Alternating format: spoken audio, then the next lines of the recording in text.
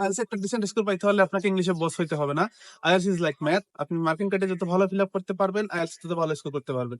Hello, আসসালামু আলাইকুম। I am Naimul Hasan Nahid, currently working as an IELTS instructor at NMIS, your path to success. I also work at HSS Military Lab for 1 year. আলহামদুলিল্লাহ, সব মিলাই আমার thousands of স্টুডেন্টের সাথে কাজ করার এক্সপিরিয়েন্স হয়েছে। আমি একদম লো লেভেল থেকে হাই লেভেলের স্টুডেন্টের সাথে কাজ করেছি।